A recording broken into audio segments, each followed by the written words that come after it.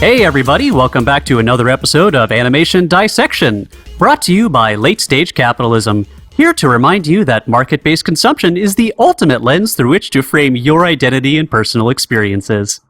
I am Neeksy, here of course with Zorak and special guest Dicktron. Hi, how you doing? It's not been very long. We're gonna get down to it. Hey, we like you so much, we had to have you back again. Yes. You look great. Very on brand. Yes. Also, I was the only one willing to do it, because, well, what we're talking about is real bad.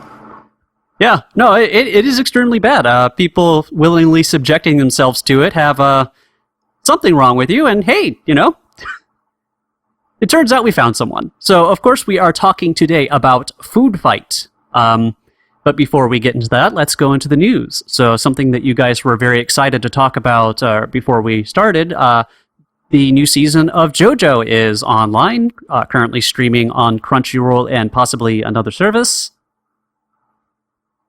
It's real good, actually, yeah. So they're definitely going harder into the original artist Araki's coloring style with this, and it feels a lot more like his ladder work, which is, it looks very cool. I love the way that they're handling the palette. Yeah, as you said, the palette is really interesting. The way they're doing the backgrounds is much more stylized than the previous one. So in the previous seasons, they kind of went for more of that slightly realistic painted background, versus this one, they've kept it very stylized. And it just doesn't look like a lot of the shows out there, which is really interesting. So people who are not necessarily already fans of the series might want to check it out just for some really interesting visual stylization. Finally, Fridays are back. Yes. Finally Friday. This one's going to be this one's going to be pretty long, isn't it? Part 4 is a good length. Part 4. I think it's about it's roughly the length of part 3 when you add the 2 parts of part 3 that they had to produce for the anime. It should be about roughly the same length, I expect. All right. The manga itself is longer, but that's not necessarily you can still. It's also because the pacing of part 4 is it's a little slower because it's more meandering on purpose. Yeah. So they could pace it more tightly than they did with part 3, which honestly might be a good thing. I love part 3, but the animation pace it kind of slow.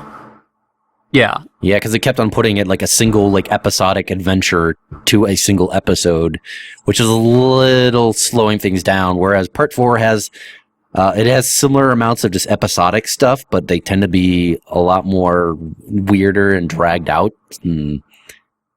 It is a bizarre adventure. Yes, I'm hearing the number on the wind being 39 episodes as opposed to part 3's 48. So there's that. Okay. So I'm curious if they have the same budget for a different amount of episodes or things like that. So it'll be interesting to see how they do it. I think it is still David Production, isn't it? Yep. All right. So I hope no one else does it anymore because there's no other studio that loves JoJo as much as they do. Yeah, they've done a really good job so far. So I'm really glad they got to keep on doing it. Mm-hmm. So, other than that, the other piece of news is that Adult Swim has decided to fund another 2 seasons of Fooly Cooly.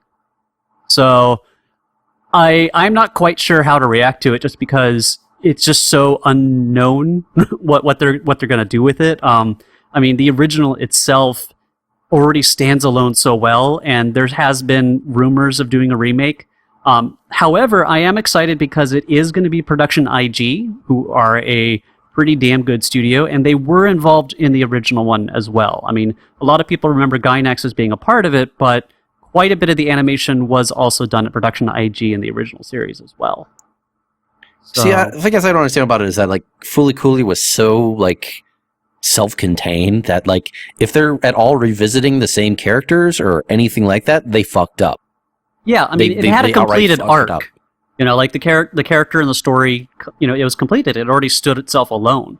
So I'd rather like to see that maybe the other 2 seasons will be, kind of like in an American Horror Story kind of sense, that they are similar in spirit, but maybe the characters are different. It's a different story for each one, because that would be nice. I mean, another 6-episode series with different characters, rather than having to suddenly, undo the progress or just kind of randomly create a new villain or bring everybody back. It would feel kind of awkward.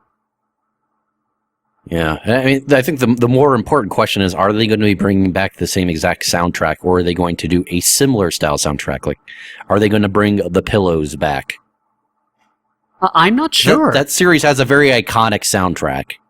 Well, again, it's not just the music, it's everything else about it was very much of the time. I mean, if they can bring back the same directors, the same animators, and things like that, I mean, I often feel that trying to chase nostalgia and bring things back is an exercise in folly inherently, So we'll see. Again, I'm not sure what to make of this announcement, other than I am a little bit skeptical of trying to add more to something that was already perfectly timed out to begin with. Like 6 episodes was perfect for that series. I have no opinion on this. I'm not particularly attached to Fooly Cooly. It could be okay, could be, completely unnecessary and doesn't do anything for it. It's kind of like, well, it'll happen when it happens, I guess. I mean, I don't have like a great like outstanding love for Fooly Cooly, but I've got appreciation for watching it when I was a kid, and I think it's it was pretty good. I don't well, as we're going to talk about later, besmirched by it. Well, the other thing I find really interesting is really Adult Swim coming in and funding this type of show being made. I mean, they already did something similar with Space Dandy, and this one seems a lot more direct and a lot more Adult Swim being like the primary motivator behind it. So I mean, it's kind of interesting seeing them branch out even further. I mean, to be fair, like that wasn't even their first time doing that. Like Cartoon Network funded the 2nd season of The Big O. Mm-hmm. And which was another IGPX, I think they did. Yeah, IGPX, but more relevantly to this kind of thing, they also did it at least partially and slightly with Second Gig for Ghost in the Shell, Cinema Complex. Like Adult Swim has actually a relatively long history of partially funding or entirely funding in one case, extra seasons of anime. It just has happened more than once. I think that's just really cool. I mean, it's nice because, the series that they tend to invest in end up being, not always, I mean, in some cases, I think back when it was Toonami doing IGPX, it was kind of a standard fair thing, but Space Dandy was a very unique show that might not have survived in the Japanese market alone. It's not. It's also not just Adult Swim. If you were aware of the latest Lupin the Third series that occurred, The Adventure in Italy, that was almost entirely funded by a number of companies in Italy. It aired there first by a couple months, even. The entire series did. It was produced entirely by them when you get down to the money. It's just happening more often kind of worldwide when you get down to it. Yeah, I think that's really the interesting phenomenon, is the internationalization of the financing. An interesting thing is that makes that season of Lupin the Third, the Italian adventure, that is technically a Western animation show when you get down to it, because of it being produced entirely by a country in the West. Well, I mean, production company is different from the animators. Like usually, animator and the actual directorial staff is what they treat, rather than the actual producer, because producer means. Usually it's just money. Spurious. Yeah. Yeah, executive producer. It is a similar, not entirely similar situation as just most Western animated shows are in general, with how that one was produced. I guess, however, I still define it mostly by the production of the art materials themselves. That's how I view it. I would call that a co-production then, and there's been plenty of co-productions. I mean, even the original Moomin adaptation was a co-production between a Finnish company and Japan. So I mean, you could even go back to Transformers and G.I. Joe, were majorly animated in a variety of Asian countries, including Japan. And ultimately, even though the storyboards were done over here, that doesn't necessarily mean anything. Yeah. So I think just having Italy fund it without also supplying the artists to it and storyboarders or writers is a bit more of a separation. than the other instances of a co-production. I believe they did provide musicians, but that aside. Yeah. But music is such a more international thing. Yeah, I mean, they've had a lot of artists from abroad work on various anime series before, too. So that wouldn't necessarily be much of a departure. So. Yeah, those Italians really likes them some Lupin and One Piece. Oh, yeah, I remember. One Piece does extremely well over there. I mean, it does really well everywhere, but I remember seeing, like, a lot of the merchandising they do has a lot of Italy-specific things. Dicktron, weren't you talking to me about like how there's like a specific like thing that's dubbed the Jigen as a result of Lupin in Italy? In Italy, smoking your cigarette with the point pointed downwards is Jigen style. Oh wow! Yep, that's how much they fucking love them some Lupin the Third. It's the biggest anime series period in the country. They're the only really country aside from Japan itself to get a full dubbed version of Lupin the Third Part 1. Green Jacket. Wow. That's a bad Lupin series, so they didn't really gain anything there, but sure. I believe they also got some of Pink Jacket, which is exceedingly rare. Oh, wow. Yeah. All I remember is the US dub being kind of funny because they had to change so many of the references. The US dub that is... was part 2. And the US dub is... They took a lot of liberties with it, and honestly, in a lot of cases for the good, but that's... I remember liking it. Yeah. I mean, back when they were showing it on Adult Swim, I thought it was a pretty good fit. The US series that we got dubbed was the second season of Lupin. The first season is the one that had the Miyazaki involvement, and is, despite the implication of, Miyazaki's involved, it must be great. No, it was in fact exceedingly dry and boring and really not very well constructed. It had some high point episodes in it, but most of it was pretty low. Once they got to that second season, though, the one that, you're probably more familiar with, it got real good. Yeah. Well, I remember then he also did that movie, the Castle of, I can never pronounce it right. Cagliostro? Yeah, Castle Cagliostro is super good. Okay, because I remember there was a Miyazaki thing that I remember hearing was very good with Lupin, not the TV series. It's kind of a Lupin thing, but it's kind of not at the same time. It's barely. It's Lupin a Miyazaki movie that happens to have Lupin in it, kind of thing. Yeah, kind of. I mean, he's still Lupin, and he still does like stuff, and it still has a lot of similar characters in it, but like. I don't know. It's very character motivations. Character motivations are a little bit different because Lupin the Third is kind of unambiguously a good guy in Castle Cagliostro. When a lot of the point of Lupin the Third is that while he never does anything awful, he's still kind of an asshole and the fucker. So he's what people would call a picaresque figure. Like, well, again, I'd say like a picaresque. Where it's a scoundrel protagonist. Sure, I mean, like that's how he is, like in like the series typically, but in that movie he's just a thief or a good guy who happens to be a thief, which is not really his characterization elsewhere. Gotcha. All right, that makes a lot of sense. I think that was the first feature film like before like Studio Ghibli actually got formed that Miyazaki worked on. Sure, and it's also the film, he was working. That it kind of. Go ahead. That film kind of inspired Moe. Yes. Really? I think she's a princess or a duchess or something. Clarice is largely considered to be the first Moe character in a popular. So thing. That's what he means because when he kind of does the whole. She's weak. So that was kind of the whole thing where people make jokes about him saying like anime was a mistake and things like that, and the self when he's actually partially responsible for the things that he hates in it. Yeah. I mean, he's done a lot of that kind of stuff where he created a bunch of stuff that kind of led to the end of it. Sort of the same thing with like the Evangelion creator saying like, no anime today has got any value when his entire company went fucking deep in merchandising Evangelion in grossest ways possible. So it's with Rei especially. Basically, the Rei Ayanami shit is just God. Yep. The 90s and early 2000s. What a time to be alive. Well, I remember there is a new Lupin series that's currently running, correct? That's the one I was talking about, yeah, the Italian adventure. I am actually watching a fair amount of it. It's pretty good. It's it's high quality Lupin. It's not like amazing, but it is. If you like Lupin the Third, you're gonna like it. Gotcha.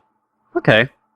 So that'll be interesting to check out. I have it on my list of things because some friends recommended it to me. I hope it is a little bit less fucked up than the Fujiko series was. Oh, it is. The Fujiko series is an outlier. It's very similar to the original manga of Lupin the Third, which is also significantly darker than every other animated adaptation, except for her name is Fujiko, a woman named Fujiko Mine, which is, like I said, deliberately trying to evoke that atmosphere, while also being a lot more serious.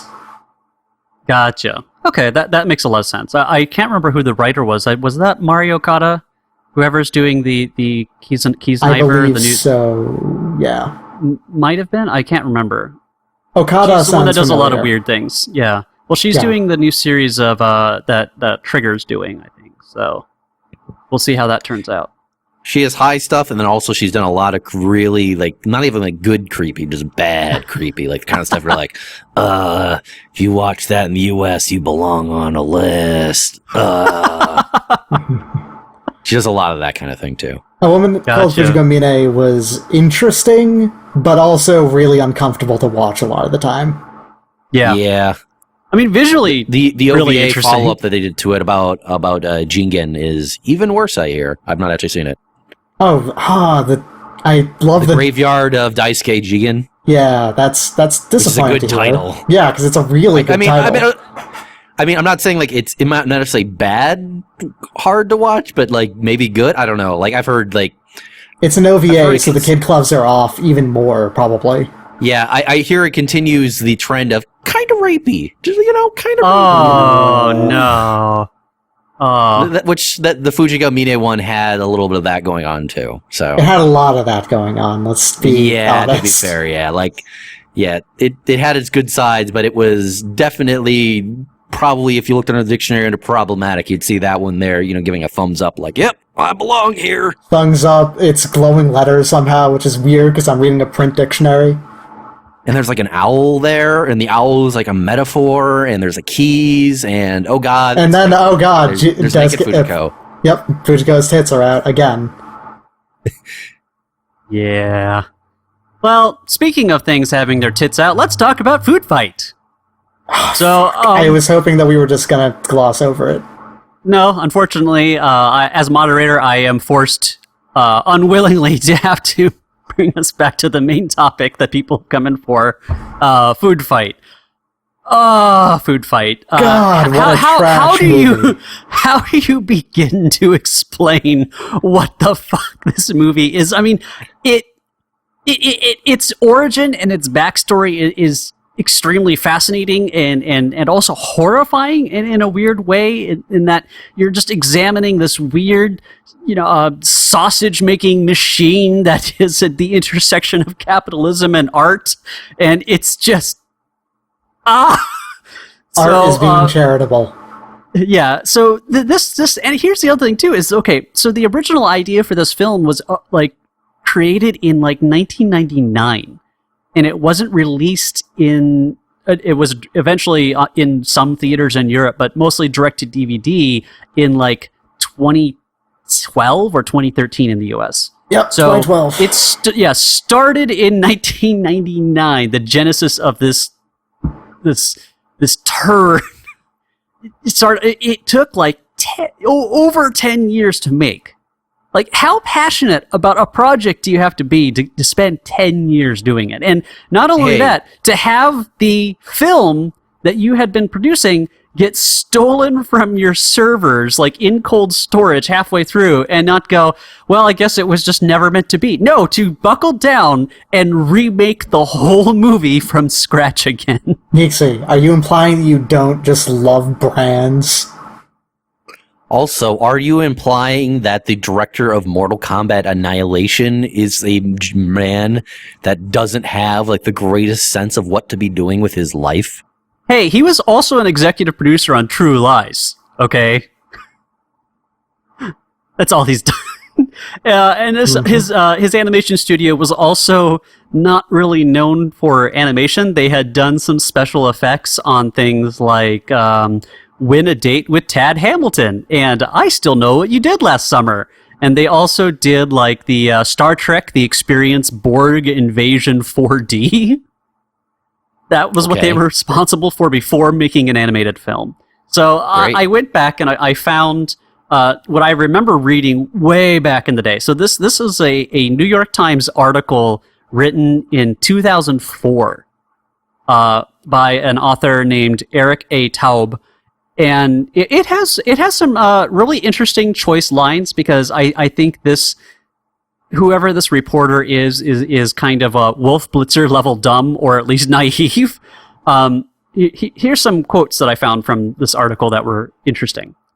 But it does have a clever script, some Hollywood heavyweights, high-powered technology, and a widely, even globally known cast. Let's see. I mean, none of that's wrong. Clever script? Clever in the sense that it belongs in the trash, like everything else about it. That's what we define clever as, right? Here we go. Some working with the company see Foodfight as Threshold's entry to the big time. The movie looks wonderful, said Mark Mills, president of Motion Picture Magic, a product placement company in Encino, California. Threshold will be considered to be the new and upcoming Pixar. The product placement company is like, I love product placement. This film is great. I love it. I love it so much. No one loves brands more than I do. I'm the brand king. This movie is great. It's full of so many things that I love. It's got all my best friends in it. It does have my brand. Kids love Twinkie the Kid nowadays. Wait. Here's a good one. This is mostly sad because it's just here's how the money was done. But Foodfight is the company's most ambitious project. To pay for it, Threshold and Natural Image, a Korean investment consortium, have jointly put up $25 million. The rest of the budget, expected to total $50 million, will come from foreign pre-sales and loans against those sales. Well, wow. In seeking a domestic distributor, Mr. Kasanoff, who was the director of this film, is looking for a deal that would cover an additional $25 million in print and advertising costs in return for a share of the box office revenues. The theme park attractions help pay the company's bills while also offering a laboratory to test new techniques. For Foodfight, Threshold is combining elements of the classic Warner Brothers squash and stretch style, in which characters expand and contract like Wile E. Coyote, with deeply saturated colors and a dimensionality made possible using 3D tools adapted from computer games. To hold down costs, Threshold outsources most of its work, employs only 22 digital animators at its headquarters in Southern California. It expects to use about 100 others, many of them working from their homes in Australia, Europe, and South Korea. Mm-hmm. That stretching thing wasn't true at all. I mean, there's the one guy, the shit weasel, who seems like he's stretching a lot. Oh, that fucking shit weasel. God damn it. Well, voiced by the director, so hey. Well, again, here's the thing about this article. This was written in 2004. Yes, the film was stolen afterwards. However, they didn't end up animating the film. They ended up using motion capture for the rest of it, which is why you see the characters floating and kind of spasming around and just being really awkward looking. Motion capture with absolutely no post-correction, which is the main problem. Pretty much. I mean, and well, this is also like probably 2005, 2006 era motion capture even then. Let alone the fact that this company apparently only has 22 actual animators working there. So let's go down to the tragedy I just referred to. The delay was a result of an unexpected calamity. As one of the film's characters might say, "We was robbed." During the 2002 Christmas holiday, the hard drives that held the film's files were stolen. It was an incredibly complex crime, Mr. Kasanoff said. They got into the cold room, a room within a room within a room. Because it was a large-scale theft of intellectual property, the Secret Service took part in the investigation. The crime remains unsolved, and no material has appeared on the black market, Mr. Kasanoff said. See that? I want that now that I've heard the story and I hear the Secret Service thing, I immediately realize that actually this entire thing ought to be stolen is fake. and that they just basically didn't do it. And this has all been just this entire thing is just an excuse for them to get money. They took the money and ran. They must have. I mean, probably. It's very similar to that recent Wizard of Oz movie. And went, whoop. Well, they did that recently with the Wizard of Oz movie. It was like, oh, like the grandson of the original Wizard of Oz writer. He wrote a new thing. Just, all these first-time movie investors, hey, come in and we'll do this animation. And so they invested in it, got a bunch of C-list celebrities to voice it, and then had the entire thing animated in, like, India for, like, 1/3 the budget they had raised, and then they just ran off with the rest of the money. So this type of thing is done before. However, again, sticking with it for 10 years. I mean, that's what makes it interesting. They actually were working it for 10 years. Like, they may have been, like, dragging this out slowly over time to just sit on the money. And maybe they hadn't even been planning on putting it out at all. Maybe it only went out at, like, period because, I mean... just the last minute. Company even... Well, maybe maybe the original people who funded it basically ended up with the product. Like, well, we got to put it out now. We wasted our money on this thing. All the staff have ran out. Now we just got to put it out.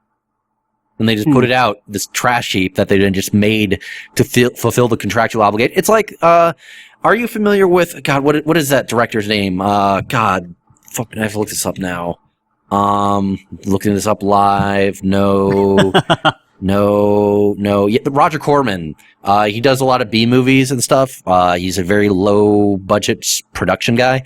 He produced a low budget version of the Fantastic Four. Huh. That was basically in like 1994. And I think the idea is that this film was never actually intended to come out. It was all just the German rights holders paying $1 million so that they could continue to sit on the rights to the film.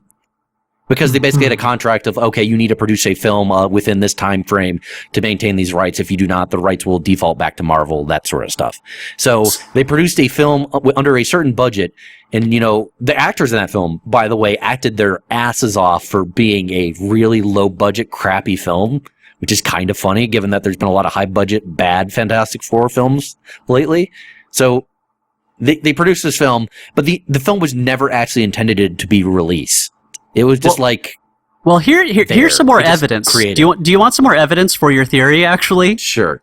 The company was insured for the loss. But except for some reference images, it had to start over.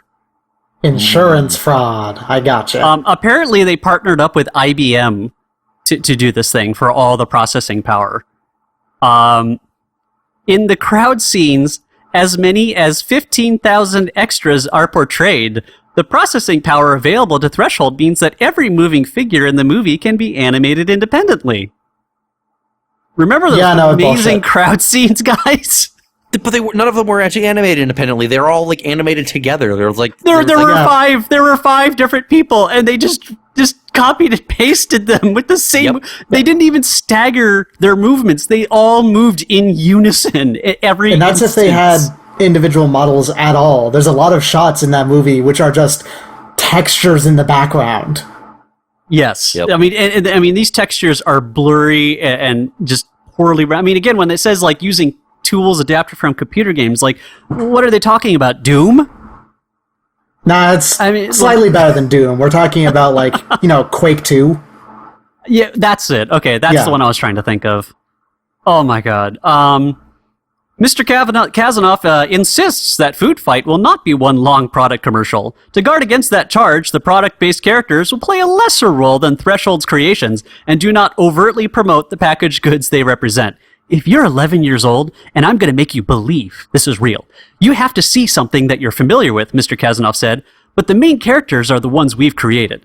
Mr. Kazanoff nonetheless expects the packaged goods manufacturers featured in the movie to spend heavily to promote it.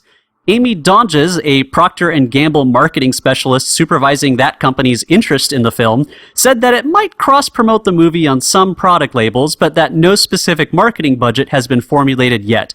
Still, she says she is impressed with what she's seen so far. The Foodfight graphics are absolutely amazing! Comparable to Pixar's, she said. It's even more real life. So that person probably doesn't exist, right? Say that again? Hard to say. I'm going to guess that person doesn't exist. No, they do. Recording. I bet that person is one of the Oscar voters. Well, here's the great thing is, so that means that none of the companies really actually paid to have their mascots in there. I think all they did is they gave them the rights to do so. And that they hoped that once this movie was being made, that they would. Because almost the entire funding was, again, from a Korean investment consortium, pre-sales and then loans against those sales. So I wonder if they then just only got the products in there just to convince those consortiums, like, yeah, give us the money. Like, the advertisement will practically pay for itself. And that's what I mean. So the actual companies, like a Little Hostess or Starkist Tuna and things like that, they might not have actually paid to have their character in it, but it was them trying to go, well, hey, we'll put your character in this film, and when this comes out, like, you might want to give us some money for the promotion and things like that. But then that money never materialized, because I don't think, none of the companies ended up supporting it. Well, who knows if they even were intending to actually get that payoff in the long term? Because that could have just been a justification, like I said, to the investors. Like, yeah, you should invest initially because we'll get the payment of the advertisement will come from the sponsors themselves. Like, they didn't actually have to have any actual realistic expectations of that happening. They just had to convince that their sponsors that would be the case. Yeah, I mean, again, it could easily have been one of those cases. And again, it's not necessarily uncommon for this type of shit to happen. But whatever it is, this is what we ended up coming out with. And boy, is it interesting. One of the things I have to kind of mention about this film is, when I use the term sexually aggressive, it really kind of does a disservice to the term to even use the word sexually aggressive in this film, because to the amazing extent in which it is a sexually charged film. I mean, someone could jokingly go like, oh, the glitter tigers in Zootopia, they're pretty sexually aggressive. Like, no, those things are like kindergarten, Sprout TV things in comparison to this damn movie. Like, it is horrifyingly sexual in a lot of ways that is just really inappropriate to children. If there is a parent out there who showed this thing to their child, that child should be immediately taken into protective custody. It is extremely disturbing. Yeah, because they have the whole thing of the weirdo lady that constantly Ava Longoria's character, Lady X. Yeah, Lady X being all weird. It's all the sexual stuff involving her, and then they continue on it. Wayne Brady's character, Daredevil Dan. He catcalls a bunch of women saying, hey, how about some chocolate frosting on that? And I go, is that his semen? Is that what it's... Does he come chocolate? And then there's the gay vampire, because gays are funny. Oh, God, that movie came out in 2012. He spends his time hitting...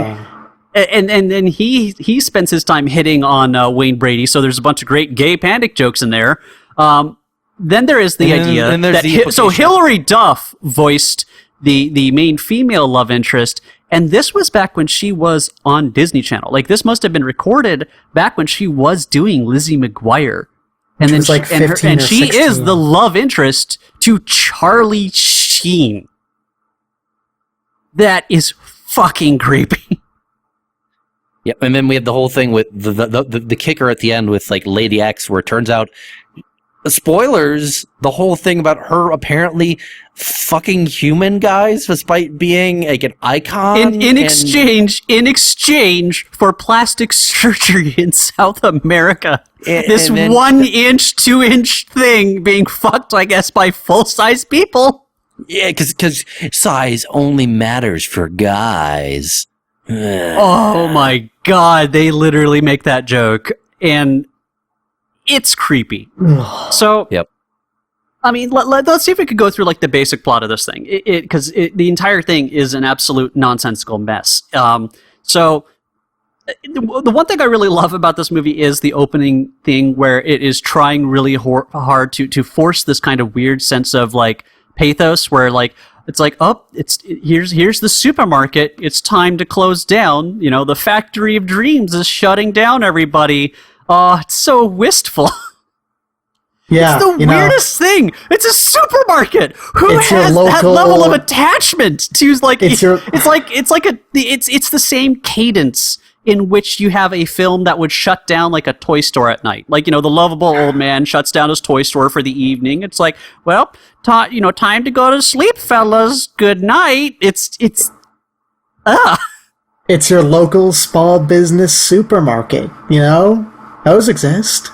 It's like a Kroger's or something. I think it's called like Marketropolis or something.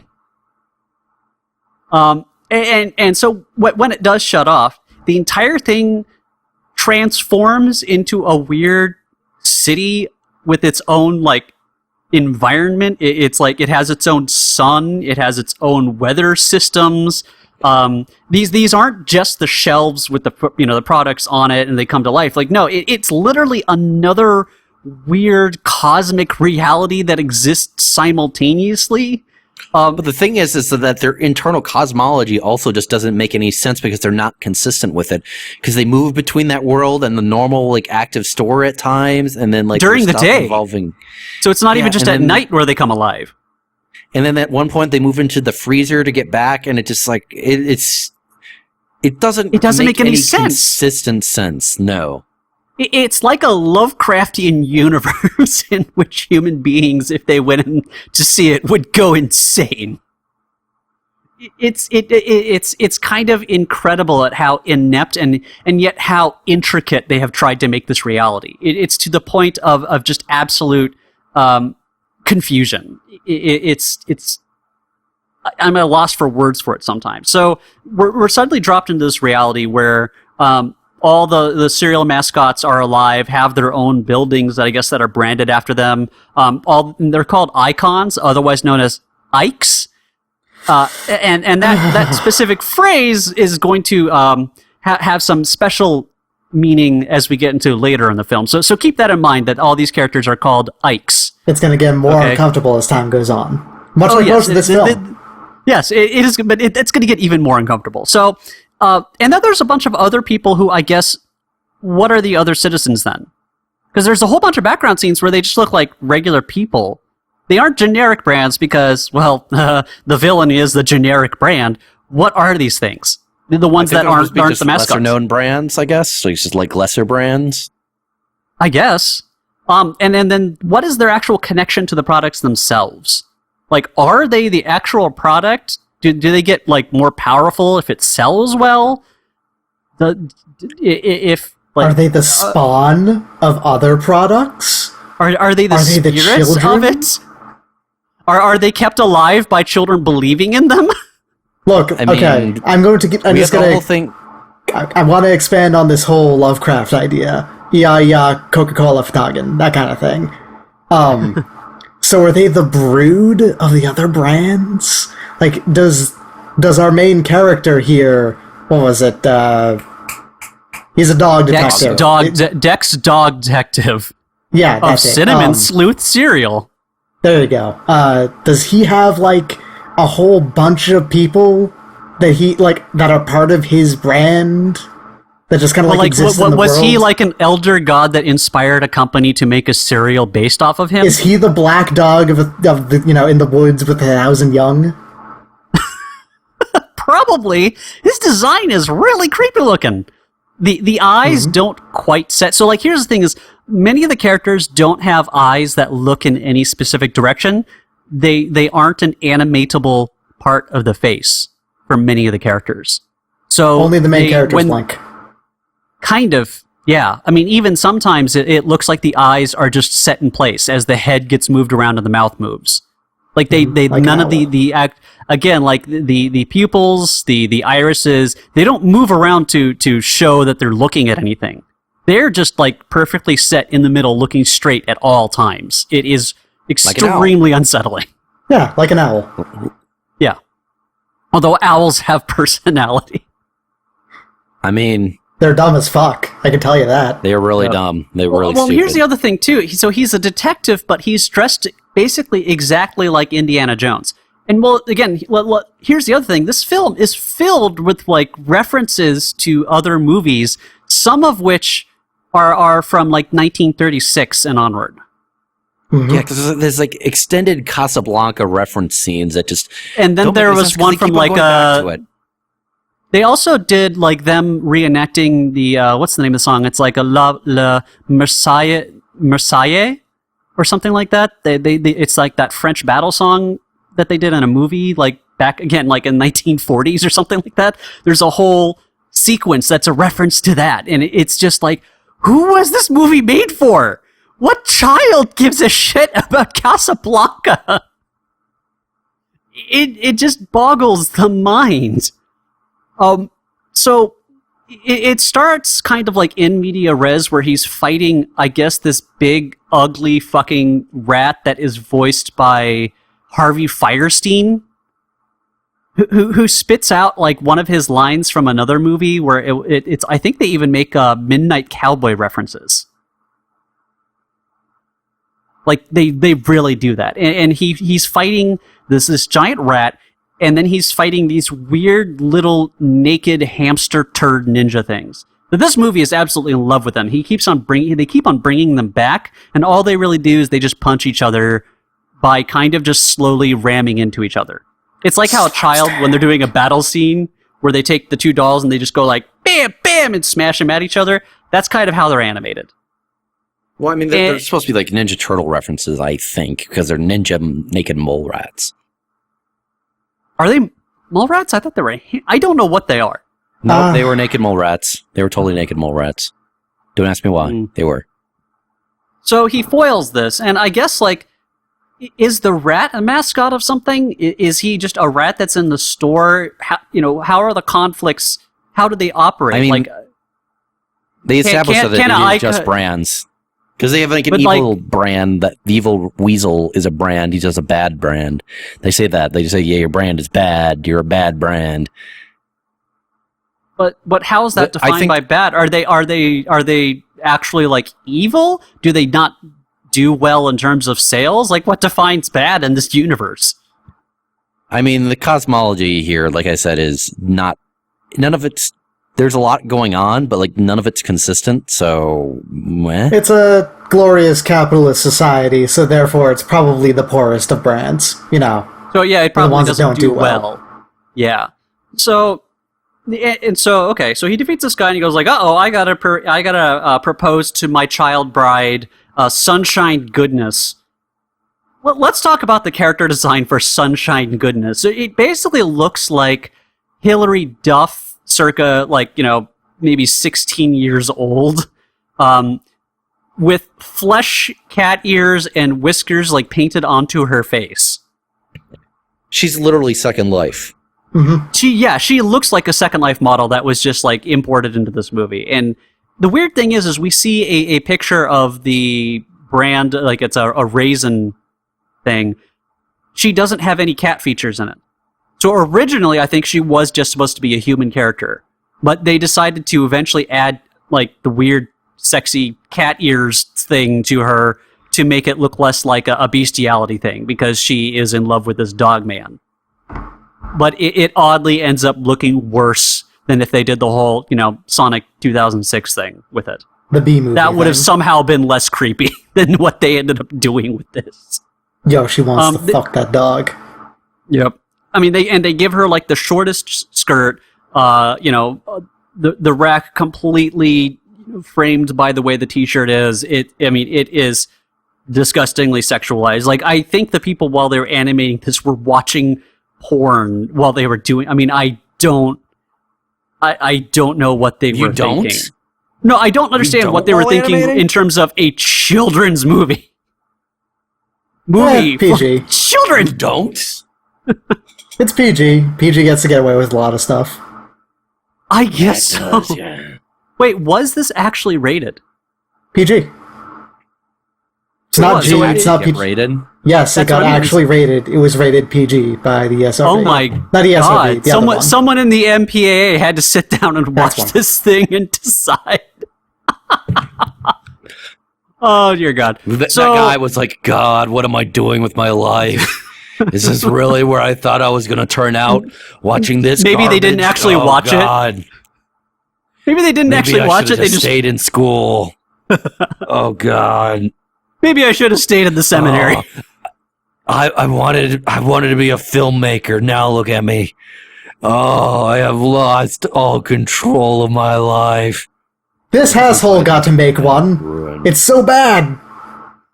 So he's going to propose to her, but he's briefly interrupted by his dipshit friend Daredevil Dan, the chocolate squirrel, voiced by Wayne Brady, trying to do a loop-de-loop in his airplane, which crashes. And he just crashes constantly. Like, he's like the worst pilot on the face of the planet, and they keep on allowing him to fly plane. Like, he destroys things. I think he has possibly murdered people with his airplane. And apparently this distraction's enough to make it so that way, like, his girlfriend gets abducted, and then immediately this jumps to 6 months later where he's just, I guess, given up and become, like, the owner of the... Oh, what was it? It was the Copa Banana. Yeah, it's a banana bar. Yeah. Because kids recognize that reference too. Kids love the 1970s. 1950s. Kids love the 1950s. That is what they're all really into. I mean, it just doesn't make any goddamn sense. So suddenly in comes this so let's go to Christopher Lloyd's character, because I think it goes into the real world after this, where he has this weird macrocephalic head that is constantly twitching, like the Skull Kid in Majora's Mask. His head is twitching around like that thing, and he's doing these weird spastic things, like he's having a grand mal seizure, and he's like, "Oh, I'm here to sell you Brand X, Oh, fuck this food!" And he pulls like this bag of chips off the shelf and just stomps on it in The front store of owner, Ed by Asner's the way. character. The store owner, by the way, very clearly does not want to buy Brand X, but for some reason does anyway. Yeah, That's how after the sales rep comes in and destroys shit in his store. Yeah. And here's the great thing is he's so broke up about it. He's like, "Oh, that was a perfectly good bag of chips. It never did harm to nobody." Like he's really sad about it. I love that brand so much. It was the pirate one. No child will be able to eat you now. It's just... And it's so the a pirate weirdest declared unending vendettas against Brand X. This is not a joke. This is actually a thing. He is this weird, like, potato pirate thing, but he doesn't really look like a potato. He looks like just a rabbit turd. I don't know how to explain. Well, no, wait, because then there's the California raisins. They look even more like those. Oh, God. The California this movie is raisins grotesque. This movie has a lot of gross Tim Burton character probably designs. looked at some of this thing and he's like, "God, I wish I thought of that." Like, in a way, grotesque can work as an art aesthetic. Like, obviously, Well, it was big in the 90s. Sometimes, yeah. I mean, that was a big thing, is the intentional grotesquerie as a reaction to, like, the moral majority and, things like that. That was a big artistic movement. But it just does not work in this movie at all. This movie I think looks the world's scariest baby that we see in the real world. I love that baby. Shut up. It reminds me of that urban legend about kids throwing like bricks outside of a moving car that hits a baby in the face, and that's what that's what that baby looks like. Is the kid from that urban legend? And the mother's even scarier. She looks like a rejected Klasky Chupo cartoon. The other thing going on is like all the Brand X characters, as it turns out, all are hideous, and it's just really dialing down on that constant refrain of like, the only good things are pretty, folks. Keep in mind, kids, you're only good if you're pretty, and if you're hideous, you must be evil. Because it turns out, oh boy, they resell that later the too. Very end of this, I'm just going to spoil the end of this because fuck you. Well, you already mentioned the whole it. Yeah. thing is that Madam X is in fact a huge fat lady who is all mad the fact that the whatever raisin sunshine goodness, the sexy fuck kitten, yeah raisin for the fuck dog fuck is pretty, and she was so mad about that she went evil because she was an ugly lady. Had herself intentionally disfigured and deformed by someone else. And well, here's the thing: so she literally, in the end, gets the ugly beaten back into her, and then all the other characters are like, "You're ugly. You deserve it." It really does sell this awful version of how someone is supposed to behave, what is valuable in life. It is just absolutely the worst possible moral reality that this thing exists in. And you tie that also into the whole core message of, hey, you know what's important? Brands. You know that generic brands you are spending money on that are basically the same thing in order to save money because you're poor? Fuck you. You should be supporting these icons. Don't you love them? They're important. Actually, even worse. You know what it's saying? You are like a Nazi. If you have to buy the generic version of your prescription drug, you are a fucking Nazi. Because this whole thing, Brand X comes in and they have these uniforms that look like they're designed by Hugo Boss. They marched goose-stepping right out of a History Channel documentary. Like, it is really weird, extremely uncomfortable, and like we said, all the icons are called Ikes. Yeah, and there's even they even start talking about final solutions and going to purge. Well, they literally murder a whole bunch of things.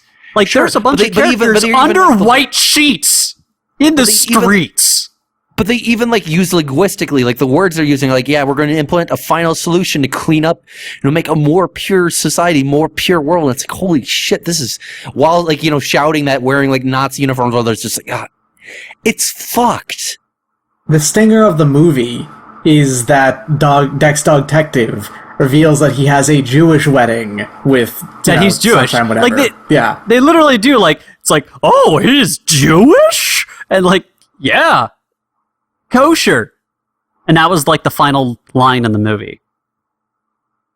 That's literally the last joke. It's super ridiculously blatant, and it's very uncomfortable the entire way through the whole Nazi imagery. Well, and let's also not forget that the main Nazi lady, for one random scene, is dressed like a Catholic schoolgirl. Yeah. With opera gloves. Don't forget those. Yes, the plaid opera gloves. Yes, the opera gloves. Why were they this red plaid color? And then they do this weird. They do this weird. It's like a flamenco dance around an office, but there's no music playing. They're not in a club. They're just trying to recreate the idea of a scene where you have the two characters dancing, a flamenco with each other, and it's a back and forth type of thing. But they're having a conversation there because it's a tense thing, where it's both in public but also private. No, they're literally in a room by themselves doing this. There's no reason there's music playing. They're just dancing. And there's another scene. There's that exact scene is basically replicated later as well. Yeah, they do it twice. Because she tries to hit on Charlie Sheen's character multiple times. I don't know why him in particular. Because he's the most popular brand. And the whole thing is that she was jealous of the fact that he was going with the other raisin brand when she was the ugly prune brand, because spoilers, they secretly know each other, and spoilers, she's been secretly juicing up on raisin dog fuckers essence. Yeah, well, that's the weird thing, is they have this weird giant anthropomorphized nose character who I guess is an antihistamine mascot or something. It is kind of horrifyingly hideous, and I don't know why anyone would put that as a mascot for whatever the fuck you have. But he's oh, it's a poisonous and addictive. It's well, but they made it out of the raisin. Does that mean the Sunshine Goodness raisins are actually horrible chemical monstrosities as well? Pesticides. The other weird thing, at this roughly point where we're at, is that the entire middle of this movie is utterly pointless. Nothing happens for the vast majority of it. There's a fight that breaks out. They get shoved into a I guess it was a clothes dryer at one point. Yeah. Oh yeah. When they actually drop the title of the movie with Foodfight, the Foodfight scene, it is completely inconsequential to the rest of the movie. is literally pointless. There's a couple fights. There's the one where they're like food fight in the club, and literally just one of the characters spins around and just like rams into another thing just floating in the air. It looks like an animation error from like the Skate 3 game. Like the characters are clipping in really weird ways. That's that fight scene. Then there's the later food do not connect the Wonders thing that is Skate 3 with this terrible thing. Skate 3 is fantastic. This is not. Hashtag Skate 4. Oh yeah, get me at that skate. This movie in comparison looks like someone took a whole bunch of clip art models, stretched them out a little bit, and then threw them up all over the pavement. Well, when we were watching this, the thing I brought up is that even Reboot looked better than this. Yeah, because Reboot at least had a consistent aesthetic. Well, I mean, but I'm talking about, like, this one does not have the excuse, though. Like, Reboot was early, mid-90s technology. This thing has all sorts of advantages that the possibility of it looking better than Reboot is much higher. And the fact that, 10 years or 15 years out from that show, it looks somehow worse is like a really big condemnation of this thing. So they're fighting Brand X, and they're like, apparently it turns out that Brand X is the one that was able to somehow recall Sunshine Goodness. So other companies are allowed to recall other competing products. Yes, and meanwhile, the whole thing is that, like, somehow, like, the Brand X guy, who, as we established, is in fact weirdo fuck prune lady, is breaking into the thing at night and destroying all the icons so that Brand X can take over, because, like... She's literally murdering them in the streets. Like, there's just sheets and... Yeah. But then somehow that's how, like, why the guy running the grocery store is having to buy more Brand X stuff? And then because they show, like, they show Christopher Lloyd's character, like, demolishing the interior. Like, I think it looks like a forklift, like, went crazy inside that store, and it's all being replaced by Brand X. So I guess that guy stepping on the chips started killing, somehow it hurt that guy in real life. I don't know, because then, well, here's the other thing is, how do these things, travel from one to the other? Because later in the film, this Christopher Lloyd character, who turns out to be like a giant Evangelion unit, was both in the real world, but then also in this other weird abstract world, which is supposed to be a representation of like a brand universe. Okay, to go into deeper into our theory here, he represents Yog-Sothoth. Exists on the threshold between reality and not. When did I stop watching Foodfight and start playing Bloodborne with this shit? I don't know what is going on with this thing. I mean, actually, making the Bloodborne comparison makes a lot of sense, because you have the whole, like, dream reality thing going on, and the crossing of realms, and then, like, you have these things that dwell on the sublayer of, in which case, if you abandon more of your humanity and embrace your more feral nature, you can see things that you wouldn't normally see. So if you embrace capitalism, you can be a part of this special universe. If you embrace the all power of the brands, you will see their true nature, and you will gain their deep powers. I got populism on the inside.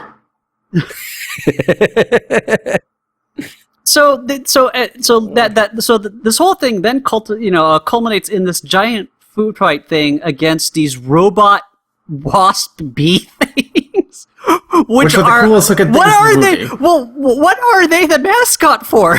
Are they? It's like I want robot wasp baby food or something. I don't know what it is, but I want it. That brand worked on me. Let me tell you. They are the most interesting thing in this film, but they're also wholly not aesthetically like matching with this film. Like everything in this film is just clashes with each other and itself, and it's just an utter fucking mess. And so like there's this giant food fight, and let's get into this weird food fight thing where like what is it, like ketchup explodes into this mustard gas like thing instead of being like a liquid. Like you have everything explodes with like it looks like someone blew up a packet of flour, and they reuse the same explosion animation for every single explosion, no matter what the material is. It's just taken from different angles of the explosion every time, so you don't actually figure it out unless you're paying any kind of close attention. It's not even that. It is the same. They do it at least a couple times. I didn't see any other ones. It is the same one, and it looks like someone... It's the same animation, but Dicktron's saying that they did it from just different angles. Like they showed the shot. Like so you don't... It's the same plugin, but they vary the angle that you're looking at it to... To be honest, I didn't even mean angles. I meant like quadrants of the like animation. Like you'd have the animation going on straight forward, and then you just see the top four, like top four, like top right one. That's all you see of that one shot, that kind of thing. But again, here's the thing: is like they're throwing things like pickles or ketchup or something. Why is it exploding in this very powdery, gaseous form? Because it's the only explosive thing that they have. I guess. Well, why does it have to explode? It doesn't make any sense, but I don't know. Well, then they have this other stuff where it turns to goop, but then none of the goop actually stays around. Like it instantly disappears, like scrubbing bubbles or something. And then. Like there's another part like where Mr. Clean? I guess so. But even weirder and even more kind of horrifying, they have this whole thing where they scald these guys to death with like hot chocolate. Oh my god, I forgot about that. They use the same. It is hot chocolate. It is the famous animation YouTube video. Hot chocolate, high velocity. Oh yeah. It literally looks like that diarrhea. It's probably the same software that they used to make it. It's the same algorithm. It is just. It is just gross and awful. And that fight goes on so fucking long. It's like 40 minutes. It's like for no reason. And the only reason it exists is to kill off Chris Kattan's character, who's this dumb, stuttering penguin. And everyone's supposed to be sad about this guy, even though, like, you can't understand a single word he says. Like, that character just goes like, that's right, Chris Kattan. And we're supposed to feel sad about him. I guess he dies, but then they all come back to life anyway. They destroy Brand X by being able to, they just randomly create thunder out of like thin air. That's what the Shitweasel does, apparently, and there's no explanation for it, but apparently Shitweasel how is or why Thor, they can God create. Thunder. I guess so, and their buildings are okay because they made these weird tinfoil lightning rods, and they sing this great song. I guess, well, great in their imaginations. This isn't the La Marseille reference. This is like something else entirely, and I don't know. I don't know, guys. See, the thing is, like, the plot, like, it's there. Like, there's stuff happening, but none of it matters. There's no logical reason from one thing to the next. Like, just because you put two things in sequence doesn't mean that there's a logic that exists that connects them to. Like, there's no connective tissue narratively or character-wise in this thing. Like, there's cause and effect just don't exist. All the laws of causality just don't work. The examples of conflict in the movie just happen. They get away with it because the movie has to keep going. There's no explanation for why they get away with it, but they just do.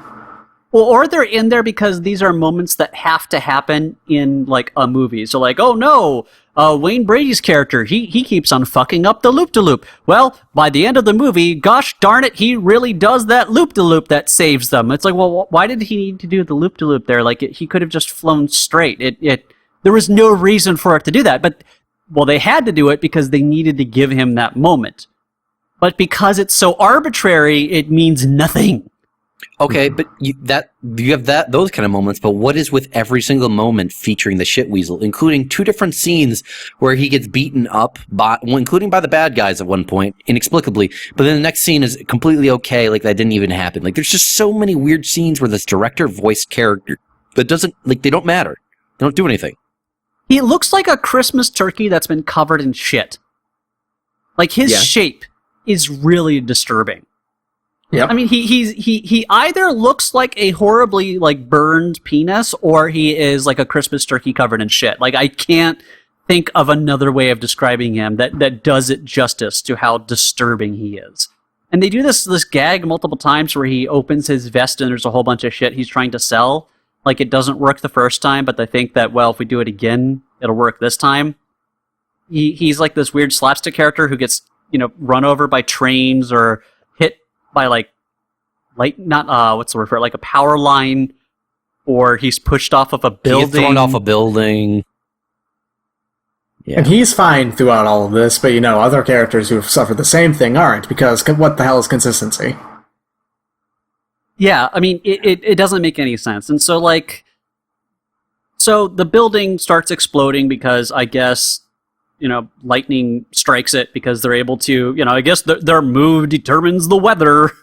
So also they say that he saves the raisin lady, who is okay. And she literally has her neck, like there is an X that looks like it has been like sheared and cut into it. Because they had to extract that raisin's essence. You know what happened? Which apparently is super addictive and poisonous. Mm-hmm. You know what happened to her? Here's what happened to her. She was branded. Oh no! Oh right. God! Oh God! No! What a horrifying use of puns! Puns and also Nazi imagery. Yeah, gotta love that Nazi imagery. Again, and here's the weird thing with the Nazi imagery is they try to do all these weird, wacky jokes with these Nazi characters, and like in this horrifying tonal clash that it's disturbing. This movie is genuinely disturbing on many levels. They're not really portraying those wacky Nazis as being incompetent fuck-ups. The thing is that they actually kind of succeeded through most of the movie, even though they were incompetent fuck-ups. It's really just an atonal... Think about it, if, in real life, if the Nazis were all these, goofy, dumb characters who still somehow managed to kill over 6 million people. Yeah, it does them both at the same time. They are eerily effective, but also these jesters of some sort. It doesn't make any sense. And so, in the end, the Christopher Lloyd robot Evangelion somehow makes it into this other reality, gets, taken down. Turns out even Longoria's Lady X character's inside, and then, as you said, she's this, she had plastic surgery. Hilary Duff's character punches her in the face a whole bunch of times because I guess that's wacky. And then... because he's a man and he can't punch a lady. Oh, yeah. Oh, it's his honor code. He'd never do that. So there's this weird Italian dumb moose character that I don't know what he is. Oh, also in the background of these particular shots is this grossly over-muscled guy, and I want to know what he's the brand of. Oh, that guy. That guy's great. Yeah, I was wondering I want to know what the hell he's he the was. icon of. I have no idea. Nothing is muscle. Is there an over-the-counter steroid brand that I'm not aware of? Oh, yeah. I don't know. Yes, but let's just, glaze over that for a second. And then we go into the wedding sequence. Yeah. Yeah, I mean, and they also just find a cure for whatever the poison was, and all the characters that were dead just come back. The poison thing rendering the entire plot useless. Yeah, the poison thing kind of just comes up a couple times. It's never, Yeah, he's just oh, well, Dex, I came up with the antidote. Oh, geez. Well, the whole reason they had it because it was it was an anti-preservative. It was a servative. What's the pun I think they made? I can't remember what they said. It It was some sort of pun where it's like it did the opposite. Like of it was like preserving it was a deservative or something. Deservative, I think you're right. Like yeah, it causes them to suddenly, like it suddenly causes people to start decomposing, like in the most horrifying body horror way you could imagine. Except they didn't show it like that because that. No, they didn't show it. They just fall down dead and put a sheet over them. It'd be hard. Which is also really weird apocalyptic imagery, but you know. Oh God! But that all being said, it wasn't nearly as bad as people said it was going to be. Oh God! Look, no. Okay, that's because you are a trash eater who loves to shovel trash in your mouth. It is a garbage, awful movie, and I hated it. Well, so basically, no. So you're saying that it's because he's been desensitized? Because I mean, like, I've watched too much anime. Well, too much bad. There anime, you go. Yeah. What I just said. No.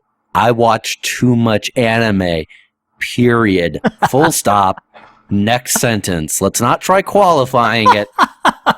That is enough said. We don't have to go any deeper in that. I have seen. So again, your argument is being desensitized. It's not that this movie is not horrifyingly awful. It's just that you've been deadened inside enough to no longer be shocked by it.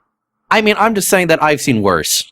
I mean, I'm Like, not it's shocked bad. by it. It's comically bad, but it wasn't like when I said, "Hey, I've never seen this before." People were like, "Oh, you're gonna want to stab your dick off," and it's like, "Whoa!" That's just a big internet thing of people overselling it. But I'm viewing this in terms of imagine trying to show this to a child.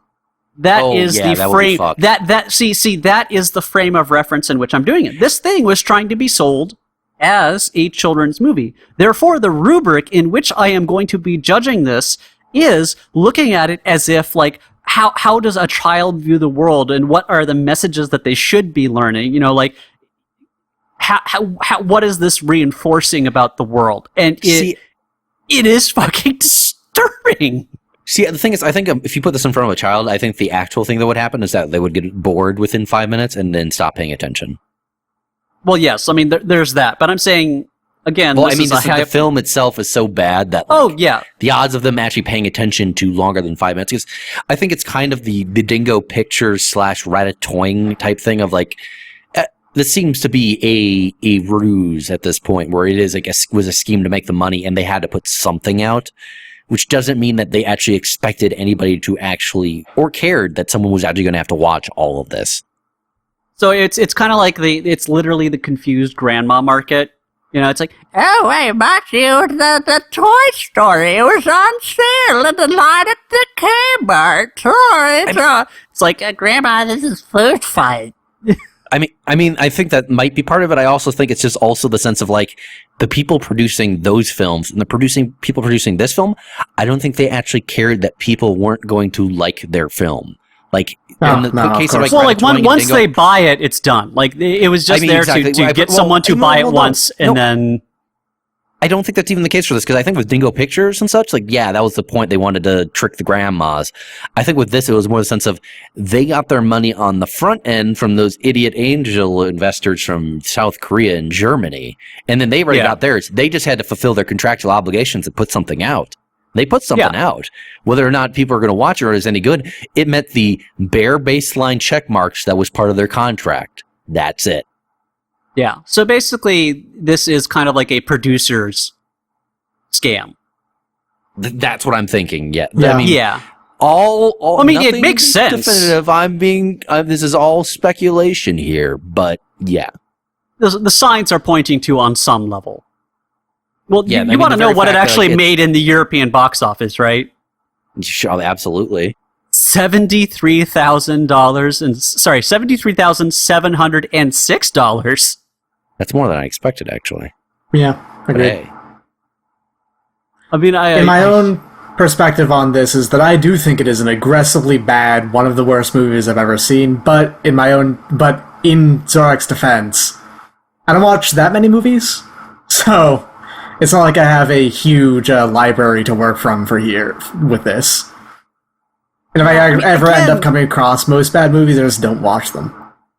Well, yes, I mean, that's what a normal, rational person would do. But we are not normal, rational people here in this case. We are under a laboratory setting, observing this phenomenon and trying to document it. Okay, let me actually... I'll explain. I'm a little bit of pot calling the kettle black here. I am a trash shoveler into my mouth, and, like, it's just not with movies. It's with games, usually. I love me bad games. This kind of is like one of those. I mean, again, they was animated using video game-oriented technology from, like, the late 90s. I mean, it looks like a PlayStation 2 cutscene. Like, that's the level of detail and no, you're not giving the PlayStation 2 enough credit here. This is like bad shovelware Dreamcast game look. That's what I'm going to know, man. I mean, you showed me, like, the intro or whatever to Crazy Taxi where he's jumping into the car. That seems a lot better animated than this. And then I know. I'm just going. You also have the guy going, "Oh, welcome to Crazy Taxi." But then I get in further, and you get the offspring in your head and your ears, and you're all ready to go. Oh, yeah. Oh no. Oh, I want to stop this metaphor. Well, at least that thing has a physics engine. I don't know whatever the fuck this thing had with the flying soda bottle that is propelled by nothing. It looks a lot like it was animated in Poser. That's an insult to Poser, but sure. If that, I mean, it. You know, you're right. Ruby is more animated than this was. This was a screaming endorsement for like Ruby. Like, for as much as we have dunked on Ruby over like this years or whatever it's making this podcast, like we have like slam dunked on Ruby. Like this was a good like reflection of like actually Ruby wasn't that bad, I guess. You know, it's like compared to this, like Ruby's bad and like it's kind of trash, but like it's bad in a non-offensive way though. It's like, not aggressively bad. Ruby is like in-game footage from like a Blizzard MMO. This is Second Life. I mean, Blizzard MMOs are popular, but not so great. So well, I'm saying visual. I'm just saying from a visual standpoint in terms of like this is a TV series that we're just going to be rendering in an MMO game. That's what I guess that kind of makes sense. I'm not talking about popularity. I'm just talking about pure on a visual. You probably comparison. Could remake the movie in Second Life. You probably could. It would maybe look a little bit better because the characters wouldn't just be like motion capture, like spasming in the same way. And then be moving awkwardly. And you just replace the fox mare with the boy mare of Second Life. It'll be great. Yeah, boy mare of Second Life. Also, throw in Sonic the Hedgehog in there somewhere. It just has to happen in Second Life. Yeah. There'd be there'd be slightly more dicks in a Second Life rendition of it. Slightly. And yet that would be less sexually aggressive and disturbing than this film is. I mean... I think the fact that it's... Game. Well, again, I think what makes it creepy is it's an uncanny valley of sexuality. You know, like, just showing the dick is a lot less disturbing and graphic than the level to which they infer the dick. I mean, the whole thing here is it's like it's so inexplicable, the sexual content, and like it's not even good. It's weirdo perviness. It's just it's all inference, there. And it's really weird. It has serves no purpose. Well, I don't know if like the schoolgirl stuff is really that like inferred. Like I didn't have to infer anything of the fact that she was rubbing all over him. Like that was right there. The fact of the matter is, I'm talking about the other things where they're making double entendre jokes. Oh yeah. That's what I mean by the weird inferences, which is more disturbing, is because now you have to think about it. Now you are internalizing that idea and having to imagine what they really mean by it, and that is the worst part. And then they had the gay cat vampire who wanted to suck the chocolate out of the chocolate squirrel. And yet he was also the guy that gave the best performance verbally. Like, let's talk about the voice acting in this thing. Everybody sounded like they were recording this like off of a tape recorder in their car, and they just mailed it in. Hey, that's not true. The majority of them sounded like they recorded on good equipment but didn't care. And then there were like 6 guys who had just random lines where it sounded like they were recorded on like VHS. And those, there is a random point. And it's not even character by character. Like that character will sound perfectly fine in one scene, and then the next one, it is like super compressed with like artifacts all over in it, and it's really weird. Yeah, it was just like all of a sudden, like, yeah, I'm talking normal.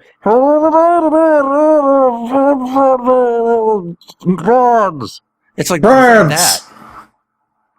And again, it's even harder because the way this movie structures almost every scene is scene happens, attempt at joke happens, and then everybody falls over next shot, right? But you can't understand what they're saying. So they're attempting a joke, but then it just comes out all mumbled and muffled. Someone gets hit in the face or something, and then it goes on to the next shot. So it's... I don't know. Like, this is one of those things where, like, I don't suggest anybody watching this, even with friends, to laugh at it. It is... Oh, yeah. God, no. It is not even, like, a fun to make fun of thing. No, it is just... It's somehow simultaneously dull and disturbing. I don't know how to reconcile those two concepts in my head, but it is. It is somehow both, like...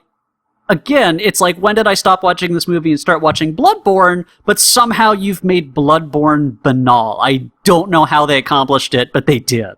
Yeah, like the film overall is really just boring. That's like overwhelming over everything else. Like, it is boring more than anything else in it. In case anyone misconstrues that, I don't think anyone here thinks that Bloodborne is bad or anything.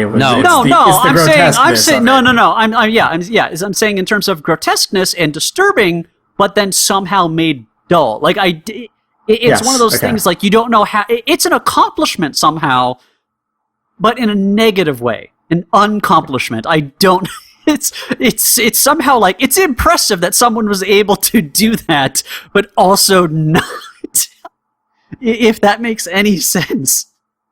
It's two opposites at the same time existing. It's causing some very strange cognitive dissonance in my head, but that's the only way I can really reconcile it. Yeah, so I definitely do not suggest watching this. Luckily, it's like barely available anywhere. You have to actively seek this thing out. I'm pretty sure you can still find that live stream channel that does nothing but air it every day, 24/7. Oh, God. That existed for a while. I don't know if it still does. I don't know. Like, again, like, this thing isn't even worth it in terms of getting a cult status. I mean, again, the only reason we decided to do it is, and I wanted to skip it, but that whole sausage party thing just made me think, well, everybody's going to make a food fight joke.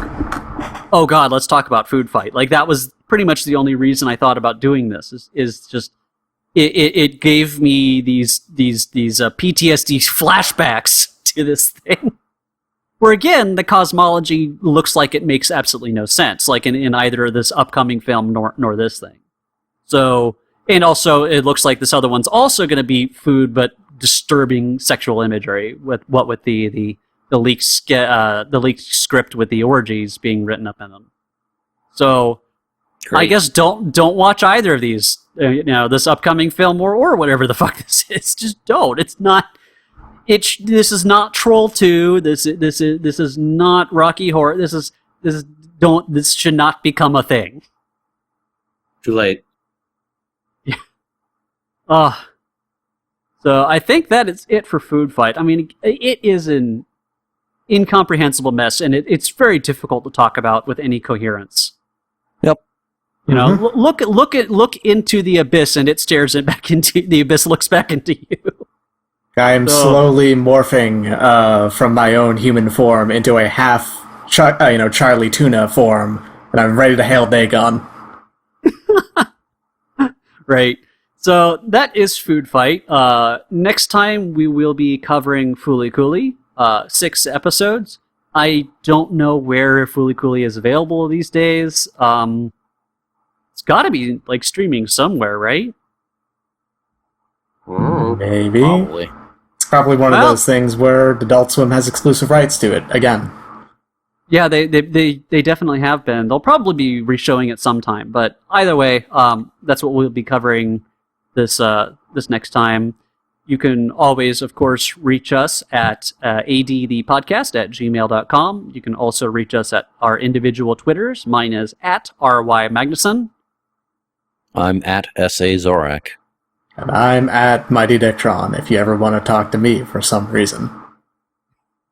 talk to you probably about does. Food Fight and your new life as a quasi Charlie Tuna human hybrid. I mean, also, I will point out, as a heads up, I just looked it up, that you, in fact, can get Fooly Cooly on Amazon for $22 on Blu-ray. Oh, good. Oh, nice. On Blu-ray. That's even nicer. I really enjoy this mini, like, revolution we've been having lately on, hey, turns out you can buy a full series of anime on Blu-ray for, like, cheap as fuck. It's great. The model is finally caught up with the rest of the world. It's come They're back. finally like, oh, I guess we can price things in the West like it works in the West. Like, yeah, I'm in. I'll buy everything. Or enough time has passed where they're finally like, okay, yeah, we can, release the whole thing for cheaper. So that'll be nice. I mean, no, I've seen some newer stuff that's ended up like that as well. So. Oh yeah, I'm pretty sure One Punch Man Blu-rays actually only cost like a sane amount for what you get out of them. So they finally caught on to how the market works, huh? Yeah, I think like with the sole exception of the stuff that is literally just for hardcore otaku and weeaboos, most things are starting to move over to a model that's actually financially sustainable. Though only in the West, because keep in mind the whole reason why they were expensive over here was because they were afraid of back importing. I mean, yeah, that's yeah. And but then they discovered like, oh wait, people just will download it. So what are we stopping? Mm-hmm. Yeah, back importing doesn't do anything on torrents. So. Yeah. Anyways, I think that's it. Yep, I think that's it. Anybody got any other projects to plug? Nope.